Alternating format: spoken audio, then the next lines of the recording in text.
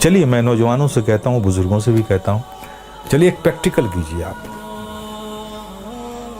آپ صرف 1 مہینہ, only 1 month نماز کو قائم رکھیے.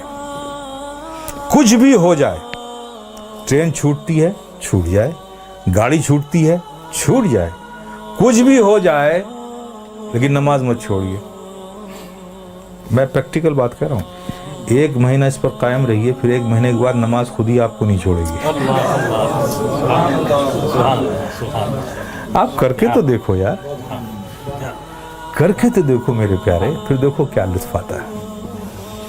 آج تمہیں سایہ بھی ڈرا رہا ہے نا, سایہ سے بھی ڈر لگ رہا ہے نا, نماز کو اپنے سینوں سے لگا دو. خدا کی قسم ظلم و تشدد کی کیسی ہوئی آندھیاں بھی چلیں گی نا, اس سے بھی خوف نہیں آئے گا تمہیں.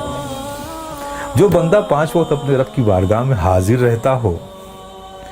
ارے بھائی, ایک آدمی ہے جو منسٹر کی آفس میں کام کرتا ہے, اور دوسرا آدمی جو آفس میں کام نہیں کرتا لیکن 3 بار پرائم منسٹر کے پاس جاتا ہے, تو دیکھیے کیسے سینے چوڑے کر کے چلتا ہے وہ.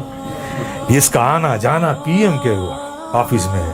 دیکھیے اس سے لوگ ملتے, ارے صاحب یہ پی ایم کے یہاں, اس سے پی ایم سے تعلقات ہیں, پی ایم کے یہاں آ جاتا ہے, ہمارے پریزیڈنٹ سے اس کے تعلق.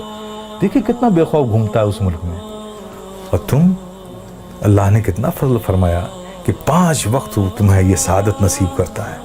میرے بندو آؤ میری بارگاہ میں, جب تم کھڑے ہوتے ہو تو میں تمہیں دیکھتا ہوں, تمہاری عبادت, اور ایسی حالت میں کھڑے ہوتے ہو, ایسی حالت میں کھڑے ہوتے ہو, چونکہ میں دیکھوں گا نا تو میں جسے دیکھوں اس کی حالت بھی تو ویسی ہو. پیارے آقا صلی اللہ علیہ وسلم ارشاد فرماتے ہیں کہ رب نے فرمایا, جب ایک بندہ نماز کے لیے مسجد میں جاتا ہے اور نماز کے لیے وہ کھڑا ہوتا ہے, تو کھڑے ہونے سے پہلے رب فرماتا ہے فرشتوں سے, اے فرشتوں, اس کے اندر جتنے گناہ ہیں نا وہ اس سے جدا کر لو, نکال لو, اور سارے گناہوں کو الگ کر دو اس سے. فرشتے اس کے سارے گناہ نکال لیتے ہیں. اب بتائیے, سارے گناہ نکل گئے اور آپ نماز میں کھڑے ہو گئے, اللہ اکبر, اور رب کی توجہ آپ پر, رب آپ کو دیکھ رہا ہے, آپ اس کی عبادت میں کھڑے, گناہوں سے خالی ہو گئے. آپ سوچئے اب نماز ادا کر رہے ہیں, صدق دل سے میاں انہماک کے ساتھ رب کے ذکر میں, اس کی یادوں میں مستغرق ہو کے آپ جو بھی دعا مانگو, گناہ الگ کر لیے گئے, عبادت میں ہو, رب کی بارگاہ میں ہو, دعا قبول نہ ہو. لیکن دیکھیے ہماری مادیت کا اثر دیکھیے کہ وہاں بھی ہمارا ذہن بھٹکتا رہتا ہے. آپ سمجھ رہے ہو نا.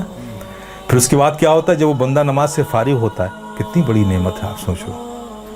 نماز سے فارغ ہوتا ہے تو فرشتے پوچھتے ہیں, مولا وہ جو نماز سے پڑھنے سے پہلے اس کے گناہ الگ کیے تھے, وہ جو سب رکھے ہوئے ہیں الگ اس سے, یہ نماز سے فارغ ہو گیا, اب اس کا کیا کروں, اب اس کا کیا کروں. تو رب فرماتا ہے, جب تم نے الگ کر لیا ہے تو الگ ہی رہنے دو. آئے ہائے, کتنی بڑی نعمت سے ہم محروم ہو رہے ہیں خدا کی قسم ہیں.